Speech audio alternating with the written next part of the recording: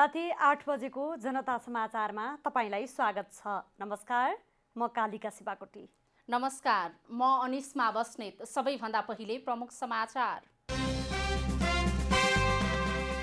Lockdown खुकुलो पार्ने सरकारको निर्णय औपचारिक रूपमा सार्वजनिक। सवारी साधन, उद्योग, पसल खुल्ला, सावधानी अपनाउन आग्रह।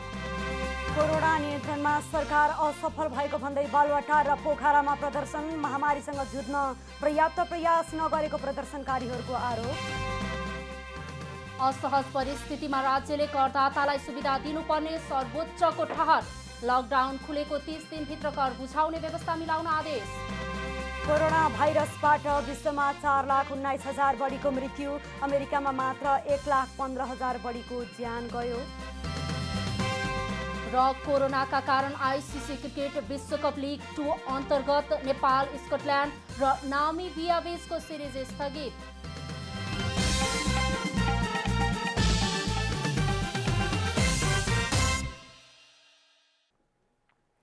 अब पूरा समाचार।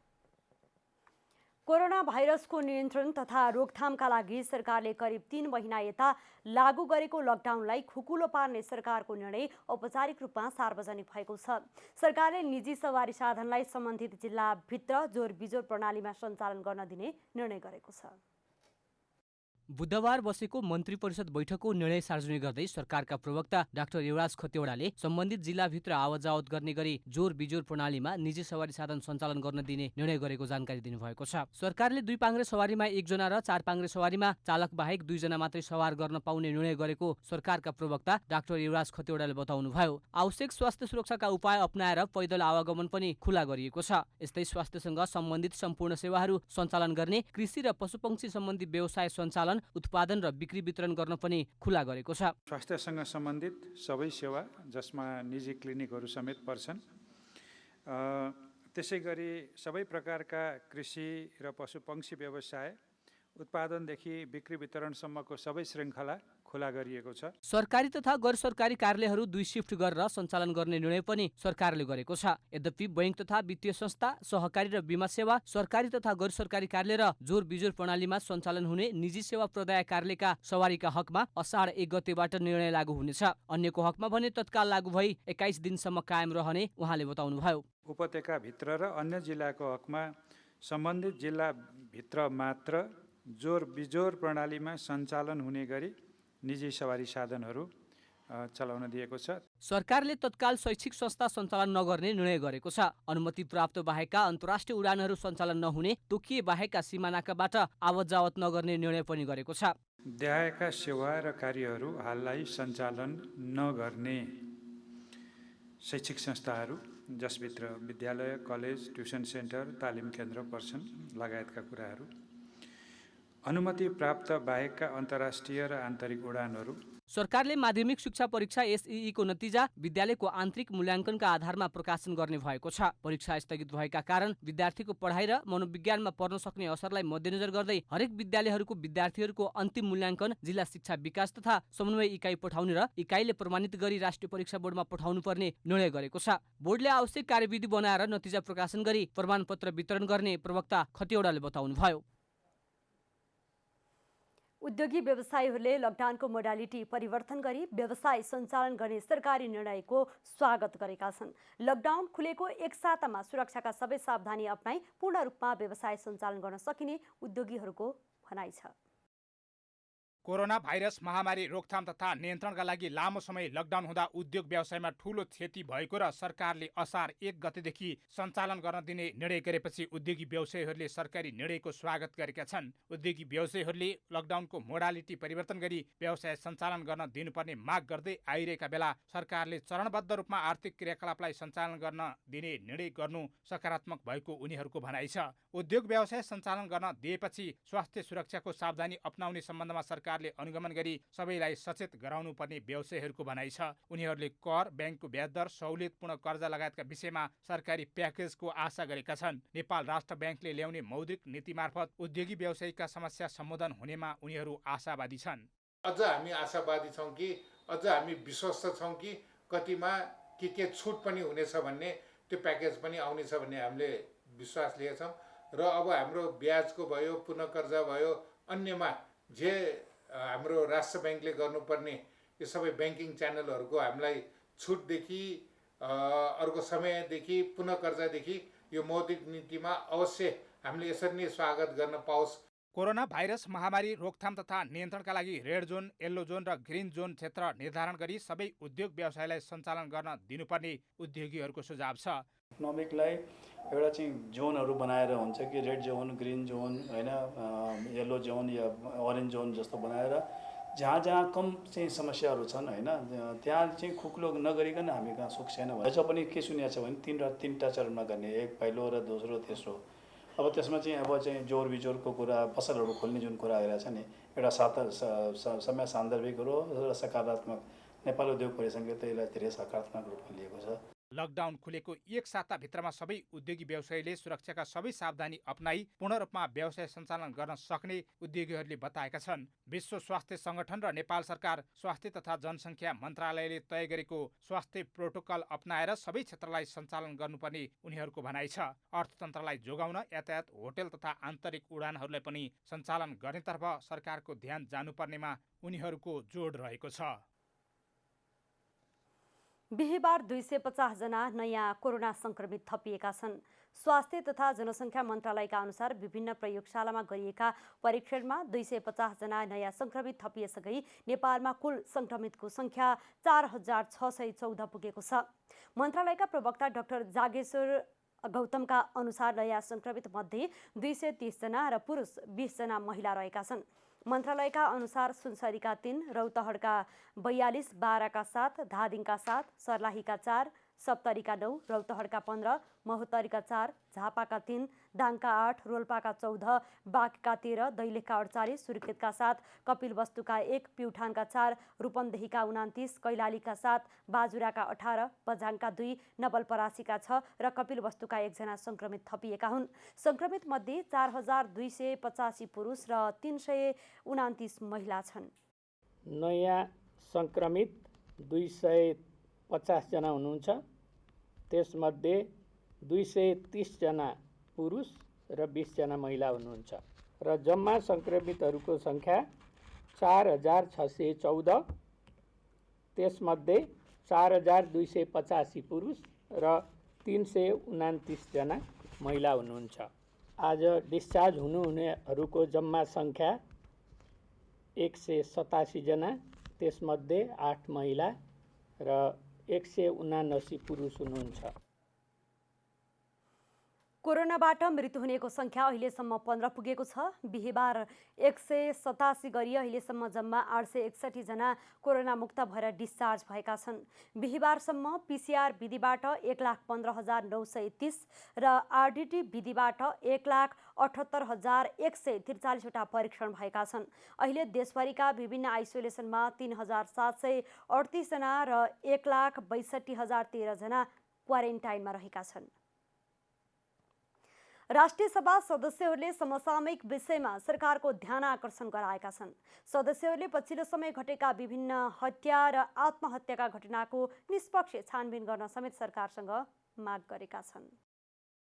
राष्ट्रिय सभाको बिहिबारको बैठकमा शून्य समयमा बोल्दै राष्ट्रिय सभा सदस्यहरूले हत्या तथा आत्महत्याका घटनाका सम्बन्धमा प्रभावकारी अनुसन्धान हुन नसकेको, हजारौं व्यक्तिहरूले रोजगारी गुमाएको, विद्युत छुटमा सरकारले गरेको निर्णय कार्यान्वयन गर्न नसकेको लगायतका समसामयिक विषयमा सरकारको ध्यानाकर्षण गराएका हुन्। पछिल्ला घटनाहरूमा प्रभावकारी अनुसन्धान नभएको जनगुनासो बढेकाले दोषीलाई कडा कारबाही गर्नुपर्ने सदस्यहरूको धारणा छ। रूपन्देहीको तिलोत्तमा 10मा पशुपन्छी फार्ममा 5 जनाको विभत्स हत्या भएको छ।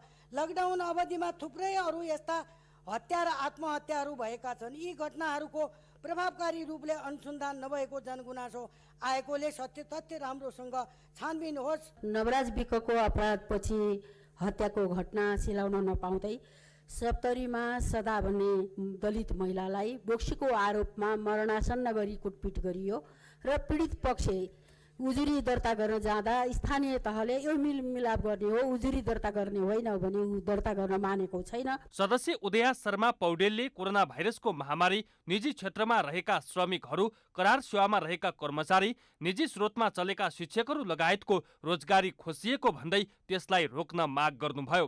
दैनिक ज्यालादारी श्रमिक, करार सेवामा कार्यरत कर्मचारी, निजी स्रोतमा चलेका मावि र उच्च माविका शिक्षकहरूको रोजगारी खोज्ने काम भएको छ।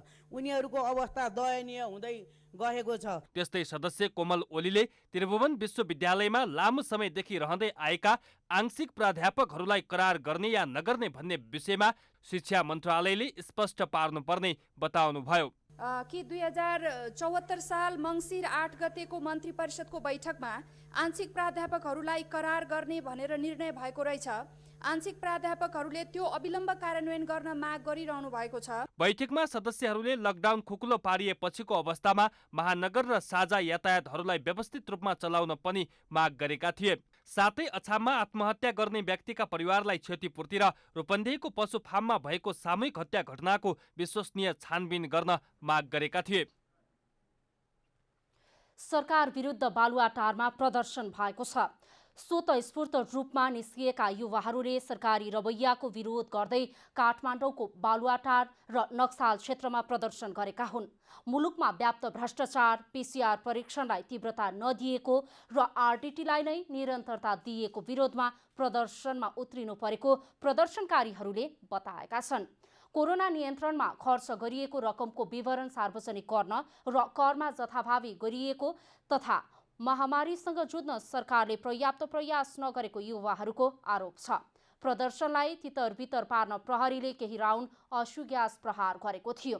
प्रदर्शनकारीहरूले मङ्गलबार पनि प्रधानमन्त्री निवास बालुवाटार नजिक प्रदर्शन गरेका थिए। यसैगरी पोखराको शहीद चोकमा पोखरेली स्वतन्त्र युवाहरूले सरकार विरुद्ध विरोध जनाएका छन्। कोरोना भाइरस विरुद्ध सरकारले गरेको तयारी अपुग रहेको भन्दै ध्यानाकर्षण गराउन मौन विरोध जनाएको युवाहरूले बताएका छन्। बिहिबार बिहान 11 बजेबाट सुरु भएको मौन विरोधमा ठूलो संख्यामा पोखरेली युवाहरूको उपस्थिति रहेको थियो। मौन विरोधमा सहभागी युवाहरूका हात-हातमा आरडीटी परीक्षण बन्द कर केका लागि गरी खाने वातावरण बनाउनुपर्छ, क्वारेन्टिन व्यवस्थित पार्नुपर्छ लेखेका प्लेकार्ड थिए।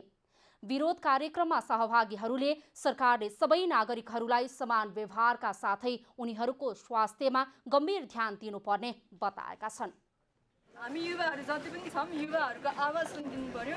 अब उहाँहरूले चाहिन्छ भने उहाँहरूको हेल्थ केयरमा कति पनि ह्युमन रिसोर्स पुगेको छ भने हामी जति पनि युवा छौँ हामी चाहिँ अब रेडी छौँ त्यसको लागि सेवा गर्नको लागि। अब जति पनि क्वारेन्टाइन सर्भिसमा चाहिँ मान्छेहरू पुगेको छैन भने जति पनि युवाहरू हुनुहुन्छ उहाँहरूलाई चाहिँ आह्वान गर्नु पर्यो, बोलाउनु पर्यो। हामी जता गएर भए पनि कोरोनाको लागि हामी सबैको लागि नेपालीको लागि चाहिँ हामी अब सेवा गर्न तयार छौँ। मौन कार्यक्रम सकिए लगत्तै युवाहरूले सरकार विरुद्ध नारा लगाएपछि प्रहरी र उनीहरूबीच झडप भएको थियो। सर्वोच्च अदालतले लकडाउन खुलेको 30 दिनभित्र कर बुझाउने व्यवस्था मिलाउन अन्तरिम आदेश जारी गरेको छ। न्यायाधीश अनिल कुमार सिन्हा र मनोज कुमार शर्माको इजलासले बुधबार लकडाउन खुलेको 30 दिनभित्र कर तिरे हुने व्यवस्था मिलाउन सरकारका नाममा अन्तरिम आदेश जारी गरेको हो। आन्तरिक राजस्व विभागले असार 7 गतेभित्र कर तिर्न जारी गरेको सूचना कार्यान्वयन नगर्न पनि आदेशमा भनिएको छ। त्यस्तै आदेशमा असहज परिस्थितिमा राज्यले करदातालाई सुविधा दिनुपर्ने पनि उल्लेख गरिएको छ। केही अपवाद बाहेक राज्यलाई साबिक समयमै कर र विवरण दाखिला गर्दै आएका करदातालाई असहज परिस्थितिमा आइपरेका व्यवहारिक समस्या समेत विचार गरी न्यायोचित सुविधा दिनबाट राज्य पन्छिन नमिल्ने पनि आदेशमा भनिएको छ। रुकुम पश्चिम घटनाको अनुसन्धानका लागि गठन भएको संसदीय विशेष समितिले प्रारम्भिक छलफल सुरु गरेको छ। विशेष समितिले बिहिबार सभामुख अग्निप्रसाद सापकोटालाई औपचारिक रूपमा भेट गरी छलफल सुरु गरेको हो। समितिका संयोजक देवेन्द्र पौडेलले अनौपचारिक रूपमा यसअघि नै कुरा भएको र आजदेखि औपचारिक छलफल सुरु भएको बताउनुभयो। उहाँले संविधान संशोधनका लागि मतदान गरे लगत्तै घटनाको अध्ययन अनुसन्धानका लागि रुकुमको चौरजहारी जाने बताउनुभयो।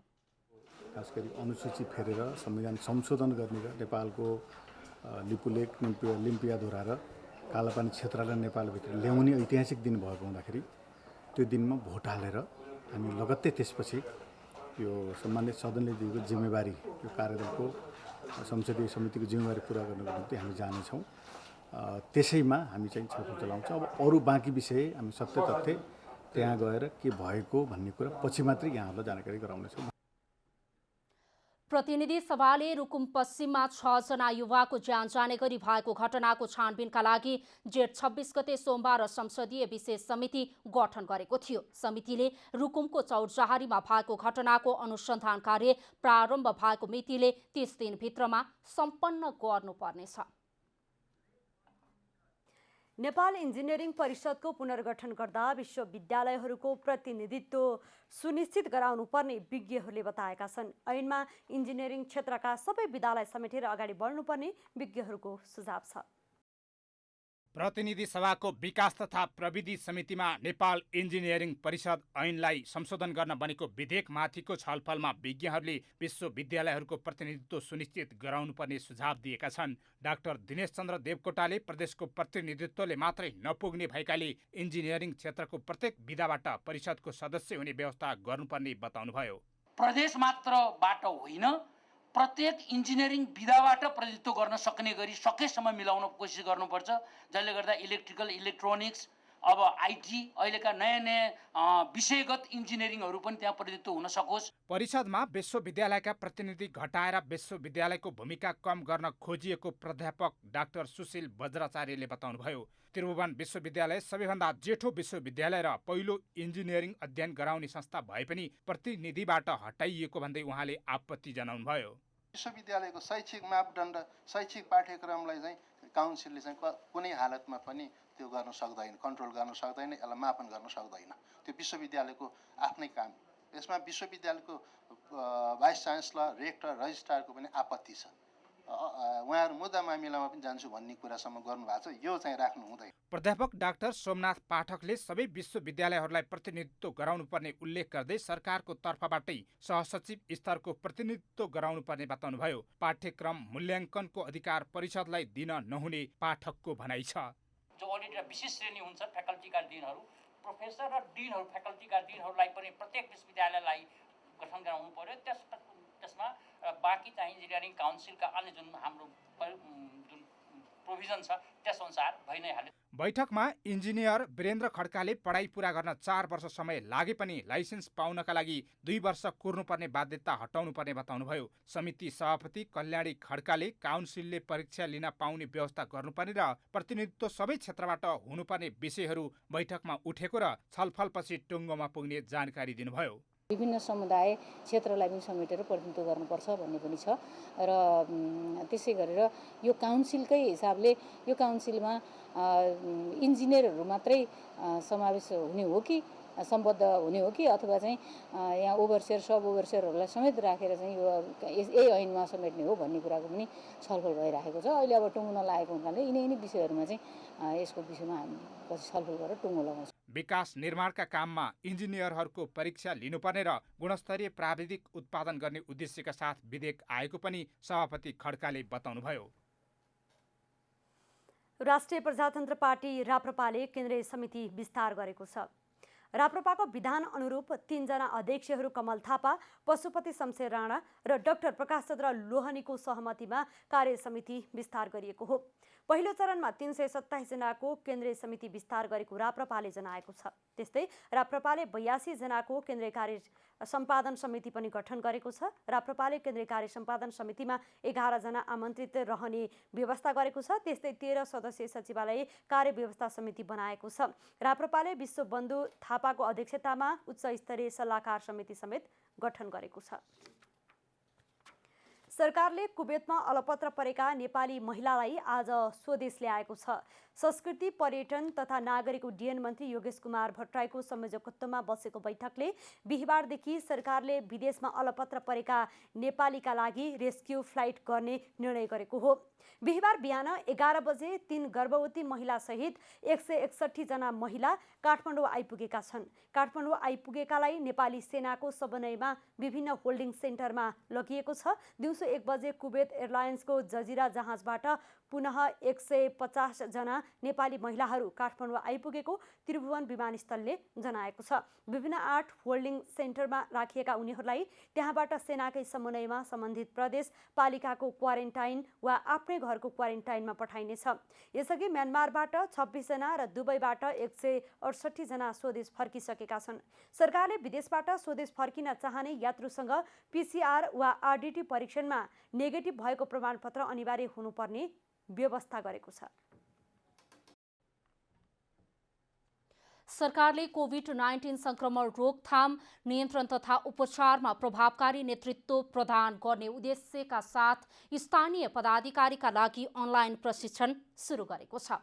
सङ्कट समाधानका लागि स्थानीय सरकारको नेतृत्वकर्ताहरू नै सक्षम हुनुपर्ने निष्कर्षका साथ सङ्घीय मामिला तथा सामान्य प्रशासन मन्त्रालयले त्रिभुवन विश्वविद्यालय र institute of crisis management studies मार्फत प्रशिक्षण सुरु गरेको हो। कोभिड-19 को संक्रमणबाट जोगिन सामाजिक दूरी कायम गर्नुपर्ने र ठूलो जमघट गर्न नहुने अवस्थालाई मध्यनजर गर्दै मन्त्रालयले अनलाइन प्रशिक्षण सुरु गरेको हो। नगरपालिकाका उपमेयरहरू स्थानीय सरकारका न्यायिक समितिका अध्यक्ष हुने भएकाले प्रशिक्षणमा उनीहरूलाई प्राथमिकतामा राखिएको मन्त्रालयले जनाएको छ। के विषयमा उहाँले ध्यान दिनुपर्छ, यस्ता कुराहरूलाई समेटेर हामीले 5 दिनको कार्यक्रम राखेको छ र यस कार्यक्रमले स्थानीय तहको नेतृत्वले रिस्कको बेला, क्राइसिसको बेला उहाँले के गर्नुपर्छ र ती गरेका कुरालाई जनतासँग कसरी कम्युनिकेसन गर्नुपर्छ भन्ने समग्र प्याकेजको विषयमा यसले डिल गर्छ। प्रशिक्षण कार्यक्रमलाई सम्बोधन गर्दै UNDP का आवासीय प्रतिनिधि आइसानी लावेले उत्थानशील एवं दिगो समुदाय निर्माणमा UNDP को राष्ट्रिय तथा अन्तर्राष्ट्रिय सहकार्यका विषयमा प्रकाश पार्नु भएको थियो। As soon as possible, meaning that as soon as possible can vary. It could be 3 months, 6 months, 9 months, 12 months. But we have to come back to that normal. Third thing. 5 दिनसम्म चल्ने अनलाइन प्रशिक्षणमा सङ्कटमा सञ्चार र जोखिममा परेकाहरूसँगको संवाद, राष्ट्रिय सुरक्षा र सङ्कटमा आकस्मिक सेवा, आकस्मिक जनस्वास्थ्य र स्थानीय तहको भूमिका, सङ्कटमा नेतृत्व विषयमा जानकारी दिइनेछ। अब आर्थिक समाचार।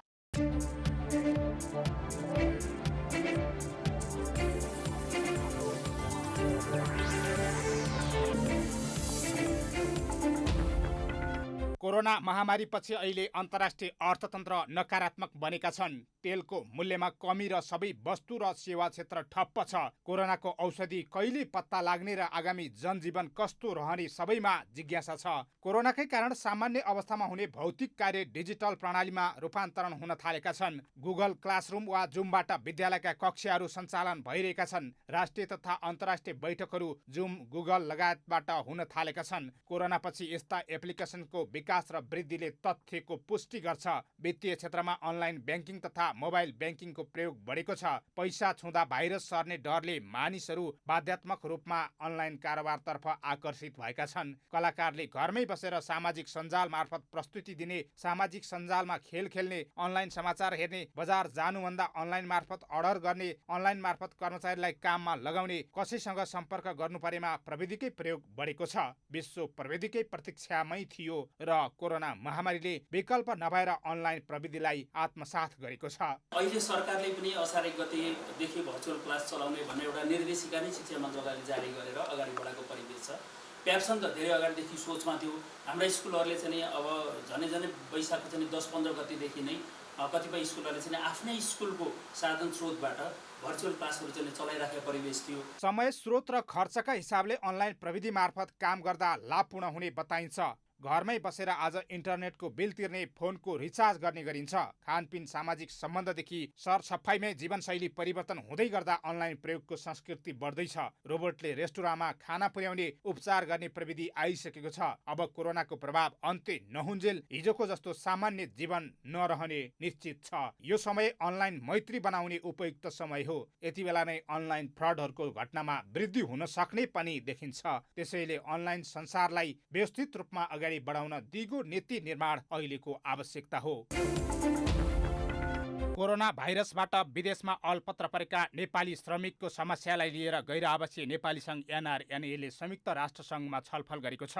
एनआरएनएका उपाध्यक्ष डाक्टर बद्री केसीका अनुसार राष्ट्रसङ्घ अन्तर्गतको इन्टरनेसनल अर्गनाइजेसन फर माइग्रेसन आइएमओसँग सङ्घका अध्यक्ष कुमार पन्त सहितको टोलीले छलफल गरेको हो। भिडियो कन्फरेन्स मार्फत भएको छलफलमा राष्ट्रसङ्घ अन्तर्गत नेपाल मिसनकी प्रमुख लोरोना लान्डाले आइएमओ विदेशमा रहेका नेपालीको उद्धारका लागि सहयोग गर्न इच्छुक रहेको जानकारी दिएकी थिइन्। लान्डाले कोरोना भाइरसको संक्रमणका कारणले नेपाल फर्किएका नेपालीलाई विमानस्थलबाट होल्डिङ सेन्टरसम्म लैजान समेत सहयोग गर्न सकिने बताएकी थिइन्। आइएमओले विश्वभरिका माइग्रेन्ट श्रमिकका लागि सहयोग गर्दै आएको स्मरण गर्दै उनले नेपाल सरकार र एनआरएनएसँग सहकार्य गरेर अघि बढ्ने प्रतिबद्धता जनाएको एनआरएनए कोभिड-19 उच्च स्तरीय समितिका प्रेस संयोजक चिरन शर्माले जानकारी दिनुभयो।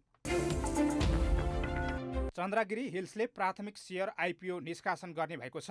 कम्पनीले आइपिओ निष्कासनको अनुमति माग गर्दै नेपाल धितोपत्र बोर्डमा आवेदन दिएको छ। कम्पनीले प्रतिकिता 100 रुपियाँ अङ्कित मूल्यमा 18,40,91,000 रुपियाँ बराबरको 18,40,910 किता सेयर निष्कासनको अनुमति माग गर्दै बोर्डमा आवेदन दिएको हो। सेयरको बिक्री प्रबन्धकको काम ग्लोबल आइएमई क्यापिटलले गर्दैछ। आइएमई ग्रुपबाट प्रवर्धित चन्द्रगिरी हिल्सले काठमाडौँको चन्द्रगिरी नगरपालिकामा केबल कार सञ्चालन गरिरहेको छ। बिहिबार पुनः सुनको मूल्यले नेपाली बजारमा नयाँ रेकर्ड बनाएको छ। नेपाली बजारमा दिनदिनै सुनको मूल्यले नयाँ रेकर्ड कायम गरेको हो। बिहिबार नेपाली बजारमा छापावाला सुन प्रतितोला 89,600 रुपियाँमा किनबेच भएको नेपाल सुनचाँदी व्यवसायी महासङ्घले जनाएको छ। बुधबारको तुलनामा सुनको मूल्य तोलामा 1,000 रुपियाँले बढेको हो। बुधबार नेपाली बजारमा छापावाला सुन प्रतितोला 88,600 रुपियाँमा किनबेच भएको थियो। बिहिबार तेजाबी सुन प्रतितोला 89,165 रुपियाँमा कारोबार भएको छ। चाँदीको मूल्य पनि तोलामा 15 रुपियाँले बढेर प्रतितोला 950 रुपियाँमा कारोबार भएको महासङ्घले जनाएको छ।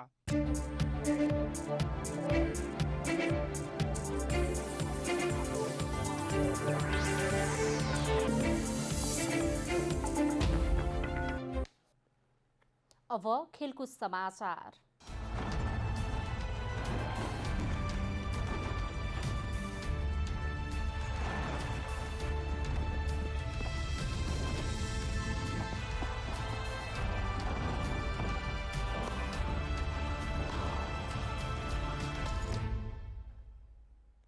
आइसिसी क्रिकेट विश्वकप लिग 2 अन्तर्गत नेपाल, स्कटल्यान्ड र नमिबिया बीचको सिरिज स्थगित भएको छ। कोरोना भाइरसको महामारीका कारण सिरिज स्थगित भएको हो। कोरोना महामारीका कारण स्कटल्यान्ड क्रिकेट बोर्डले सिरिज रोकेको जनाएको छ। महामारीपछि बोर्डले सिरिज गराउन नसक्ने भन्दै गरेको प्रस्तावलाई अन्तर्राष्ट्रिय क्रिकेट परिषद आइसिसीले स्वीकार गरेको हो। बिहिबार आइसिसीले सिरिज रोकिएको जानकारी गराएको हो। आगामी जुलाईमा तय भएको सिरिज कोरोना भाइरसका कारण स्कटल्यान्ड क्रिकेट बोर्डले खेलाउन आनाकानी गरेको थियो। आइसिसीको पछिल्लो निर्णय अनुसार जुलाईमा तय भएको 6 खेलको एक दिवसीय सिरिज अब केही महिनापछि मात्र हुनेछ। सिरिज जुलाई 4 देखि 11 सम्म हुने तालिका थियो। यस्तै जुन 9 देखि 16 सम्म पपुवा न्युगिनीमा हुने भनिएको नेपाल, पिएनजी र युएई बीचको सिरिज पनि स्थगित भएको छ। अर्को मिति नतोकिएसम्म सिरिज रोकिएको हो। आइसिसीले यो महत्त्वपूर्ण सिरिज कोरोना कहरका कारण रोकिएको जानकारी दिएको छ। यसबारेमा नेपाल क्रिकेट संघ क्यानलाई भने आइसिसी तथा सम्बन्धित देशका क्रिकेट बोर्डले खबर गरेका छैनन्। केही दिन अघि सिरिज रोकिन सक्ने बुझिएको भए पनि अझै यसबारे आधिकारिक जानकारी प्राप्त नभएको क्रिकेट एसोसिएसन अफ नेपाल क्यानले जनाएको छ। कोरोना भाइरस संक्रमणका कारण स्थगित स्पेनिस ला लिगा फुटबल आज रातिदेखि पुनः सुरु हुने भएको छ। कोरोना भाइरस संक्रमणका कारण मार्च 12 देखि स्थगित भएको यस सिजनका खेलहरू बन्द रङ्गशालामा कडा सावधानी सहित बिहिबारदेखि पुनः सुरु हुने भएको हो। नेपाली समय अनुसार राति 1:45 बजे सेभिला र रियल बेटिस बीच खेल हुनेछ। आगामी सिजन सेप्टेम्बर 12 देखि सुरु हुने गरी यो सिजन जुलाई 18-19 को सप्तान्तमा टुङ्ग्याउने तयारी आयोजकको छ। तर त्यसलाई कोरोना भाइरसको संक्रमणको अवस्थाले प्रभावित गर्न सक्नेछ। स्पेनिस सरकारको खेलकुद विभागले ला लिगा र स्पेनिस सकर फेडरेसनसँग लिग पुनः सुरु गर्ने सम्बन्धी सहमति गरेपछि ला लिगाका बाँकी 11 चरणका खेलहरू हुन लागेको हो। 27 खेल सकिँदा बार्सिलोना 58 अङ्क सहित शीर्ष स्थानमा छ भने दोस्रो स्थानको रियल मैड्रिडको 56 अङ्क रहेको छ।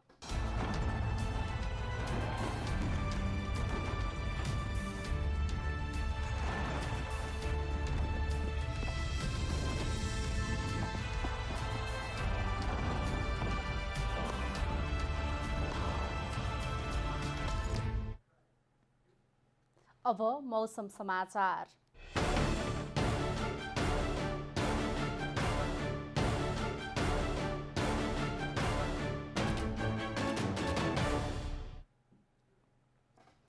आज देशका विभिन्न भूभागमा मौसम आंशिकदेखि सामान्यतया बदलिरह्यो। प्रदेश 2 का भूभागमा मौसम सामान्यतया सफा रह्यो। आज राति देशभर मौसम सामान्यतया बदलिरहनेछ।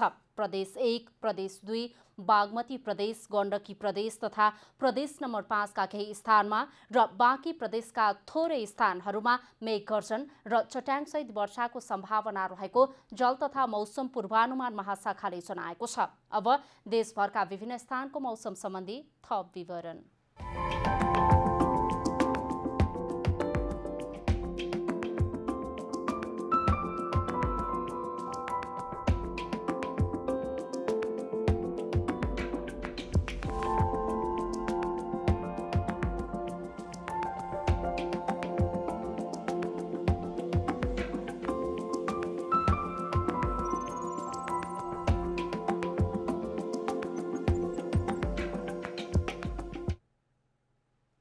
अन्त्यमा आजको डायरी। सरकारले निजी सवारी साधनलाई सम्बन्धित जिल्लाभित्र जोडबिजोड प्रणालीमा सञ्चालन गर्न दिने निर्णय गरेको छ। सरकारले तत्काल शैक्षिक संस्था सञ्चालन नगर्ने निर्णय पनि गरेको छ। अनुमति प्राप्त बाहेकका अन्तर्राष्ट्रिय उडानहरू सञ्चालन नहुने, तोकिए बाहेकका सीमानाकाबाट आवजावत नगर्ने निर्णय पनि गरेको छ। बिहिबार 250 जना नयाँ कोरोना संक्रमित थपिएका छन्। स्वास्थ्य तथा जनसङ्ख्या मन्त्रालयका अनुसार नेपालमा कुल संक्रमितको संख्या 4614 पुगेको छ। बिहिबार 187 गरी अहिलेसम्म जम्मा 861 जना कोरोना मुक्त भएर डिस्चार्ज भएका छन्। सरकार विरुद्ध बालुवाटारमा प्रदर्शन भएको छ। मुलुकमा व्याप्त भ्रष्टाचार, पीसीआर परीक्षणलाई तीव्रता नदिएको र आरडीटीलाई नै निरन्तरता दिएको विरोधमा प्रदर्शनमा उत्रिनु परेको प्रदर्शनकारीहरूले बताएका छन्।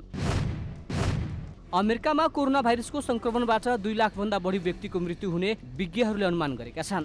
20 लाख संक्रमित नागेको अमेरिकामा अहिले पनि दैनिक 20,000 मानिस संक्रमणको मारमा छन्। कोरोना भाइरस संक्रमणका कारण स्थगित स्पेनिस ला लिगा फुटबल आजदेखि पुनः सुरु हुने भएको छ। कोरोना भाइरस संक्रमणका कारण मार्च 12 देखि स्थगित भएको यस सिजनका खेलहरू बन्द रङ्गशालामा कडा सावधानी सहित हुनेछन्। खेल नेपाली समय अनुसार राति 1:45 बजे हुनेछ।